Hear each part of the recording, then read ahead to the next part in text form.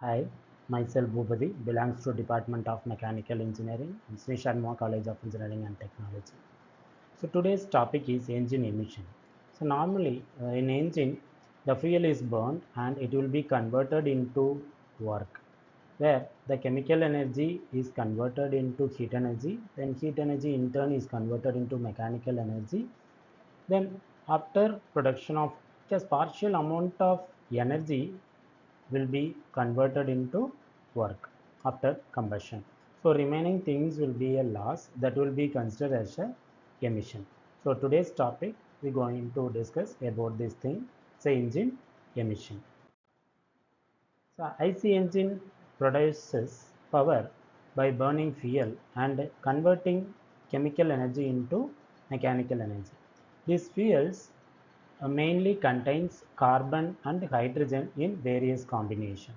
So in the presence of hydrogen and carbon only the fuel able to burn. Only a part is converted into mechanical energy and the rest is wasted in the form of pollution. About 70 percentage of fuel content it will be converted as a pollutant. So primary pollutant released into atmosphere are carbon monoxide, CO, unburned hydrocarbon and oxides of nitrogen, that is a NOx. Then chemical reaction during combustion. For taking HC. Okay, so HC plus N2 plus oxygen. So hydrogen content, that's hydrocarbon. HC is nothing but a fuel. Hydrocarbon plus oxygen, if it is complete combustion, it will produce carbon dioxide, water vapor and nitrogen. But if it is not complete combustion, it will produce a CO, NOx and HC. So these are the pollutions will be produced in the during the time of combustion. So that will be a air pollutant. Then this figure we shows that it is a perfect combustion. If it is perfect combustion means nitrogen, oxygen and hydrocarbon, it will be produced in the form of water vapor and heat. But it is a emissions also it will be produced nitrogen dioxide particulars plus carbon monoxide. So carbon monoxide is the emission. Okay, so it's as a particulate. Okay, so the various particulate in various combination, various uh, percentage it will be produced. Here see this picture, it's a fuel injection, it will sprays the fuel. Okay, so it's a various form of a primary breakup and a secondary breakup. In the vaporization form the fuel is sprayed into the engine cylinder where the fuel particles is mixed with the air and it starts to combustion. So during the time of combustion, after combustion it will produce the NOx, particulate matter and unburned hydrocarbons and combustion efficiency. So these are the emission formation in the cylinder. Then stoichiometric. So chemical reaction and generation of pollutant during combustion. So stoichiometric condition means it's a perfect ratio of fuel and air. So the combustion ratio for various air fuel mixtures. So air fuel mixtures for petrol is 14.72 is to 1, diesel is 14.6 is to 1 and CNG is 17.2 is to 1 and LPG is 15.5 is to 1. So these are the various air fuel ratios in the engine. So then harmful effect of automobile pollutions are it will produce the our automobiles cause all sorts of pollution, be it air, water, noise or even lands. So we are using more number of vehicles in the market. So each vehicle produce some percentage of emission. So all the emissions coming out from the each vehicle it will be joined together and it will create a pollutions, and it also affect the sea water and it will produce the global warming. Okay, so the temperature of the atmosphere will be increased due to the pollutant. Then causes. So what are the effects due to automobile emissions? So for example, we will take how the human is affected. So carbon monoxide. So these things are affected human beings, animals, and plants. These three things are affected the automobile emissions. So carbon monoxide. So carbon monoxide which reduces the ability of blood to carry oxygen. So carbon monoxide will affect the heart diseases will be produced. Hydrocarbon, drowsiness, eye irritation, cough and cancer. So hydrocarbon which produce the cough and cancer. NOx, bronchial infection, headache and cold. And particulate matter, it will produce the respiratory inflammation, cough and throat infection. So these are the causes which will be produced due to the automobile emissions. So the next will be effect of air fuel ratio on pollutant generation.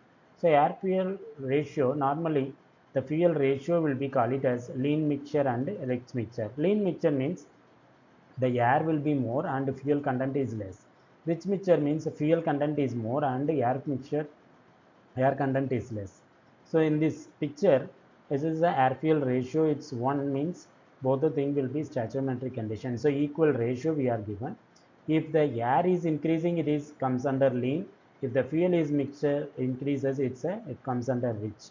If the rich mixture means the NOx level will be increased during lean mixture because the fuel rate is very less, and power generation also high during the time of rich mixture and it will be less during lean mixture, and fuel consumption also high during rich mixture and it will be less during lean mixture, and carbon monoxide production is high in the rich mixture and it will be low in the lean mixture, and hydrocarbon also high during rich mixture and it will be low in lean mixture because hydrocarbon and carbon monoxide.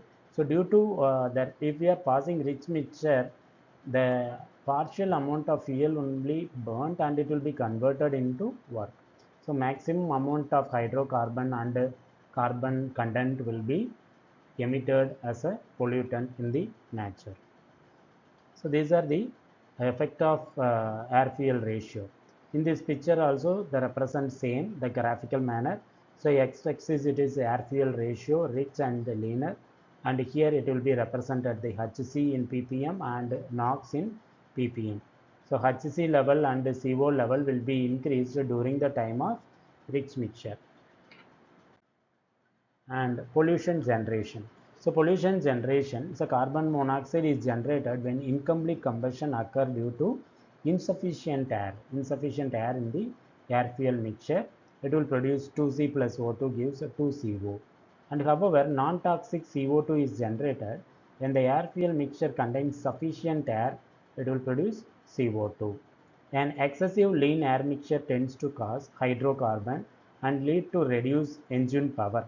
The CO2 content of the exhaust gas is greatest with slightly lean air fuel mixture and further decreases with leaner ratio as a result of increase in the amount of unburnt fuel. The term hydrocarbon applies to a group of chemical compounds composed of hydrogen and carbon.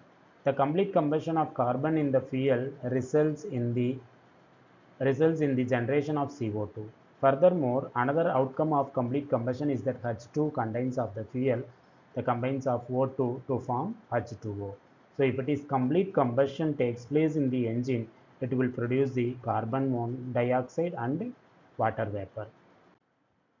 Then generation of hydrocarbon reduces as the air fuel ratio increases and is the lowest around stoichiometric ratio. The term NOx applies to chemical compounds of nitrogen and oxygen. Typically, these compounds are generated when substance at high temperature. Okay, so if the temperature is high, the NOx will be produced. The precise compound generated depends upon the extent to which nitrogen and oxygen combine. The extent of oxidation, if N2 and O2 exit at high temperature, the chemical reaction takes place and NO is generated. So N2 plus O2 gives 2NO. It should be noted that where the hydrocarbon and carbon monoxide emissions are caused by incomplete combustion, NOx emission are greatest when complete combustion takes place. In order to reduce the level of NOx emission, it is necessary to reduce the peak combustion temperature. However, this technique leads to reduction in engine power. Pollutant generation. The effect of combustion chamber temperature on NOx, HSU and CO is shown in the graph. So based on the temperature, so if the temperature increases, obviously that CO level, okay, you see here, the temperature will be emission. Okay, this blue color represent for hydrocarbon, this color represent for CO, and HC represent NOx will be represented uh, red color. Okay, if the temperature is increasing, obviously NOx will be increasing. If the temperature is increasing, remaining things hydrocarbon and carbon monoxide will be reduced. Okay, so hydrocarbon and carbon monoxide will be reduced due to high temperature, but NOx will be increased. The term particulate matter or smoke is used to describe the collection of small particles that make the smoke. It is basically carbon or soot particles on which some organic compounds such as unburnt hydrocarbons are observed. The smoke is always main concern in diesel engine because it is clearly visible particulate in the engine load. Then effect of spark timing. So the spark timing is CAB-TDC, that means crank angle before TDC on HC, NOx and CO are shown in the figure. In this figure we will mentioned. Okay, also the effect of ignition timing on exhaust gas temperature and engine cylinder peak temperature also represented in the graph. So ignition is depend on quality of spark and quality depends on the timing of spark. Okay. Then next, sources of air pollution from automobiles. There are 4 sources of air pollution: engine crankcase 20%, air cleaner or carburetor fuel tank 20%, exhaust tailpipe 60%. Particular dust, soot, lead, carbon, etc. are traces. These emission points in the motor vehicle are schematically shown. This is the motor vehicle.